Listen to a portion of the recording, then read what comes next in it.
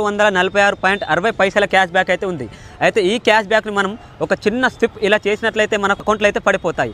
ప్రస్తుతానికైతే నా ఫోన్పే అకౌంట్లో ఎంత అమౌంట్ ఉంది, ఈ క్యాష్ బ్యాక్ అమౌంట్ని దాంట్లో యాడ్ చేసి ఏ విధంగా ఖర్చు పెట్టబోతున్నాము అనేది మనం ఈ రోజైతే వీడియో చేయబోతున్నాం.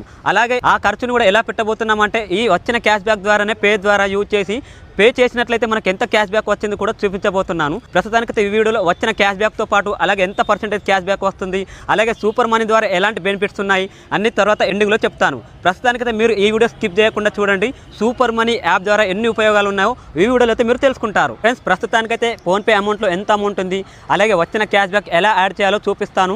చూడండి.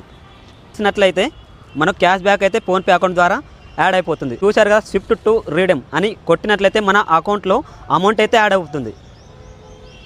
ఇలా చేయాలి. ప్రాసెస్ అవుతుంది చూడండి. ఇది ఒకసారి అంతే, మన అకౌంట్లో అయితే యాడ్ అయిపోయాయి. ఫ్రెండ్స్, చూశారుగా, ఇప్పుడైతే నా సూపర్ మనీ క్యాష్ బ్యాక్లో ఇక్కడైతే ఏమి లేవు, యాడ్ అయిపోయాయి.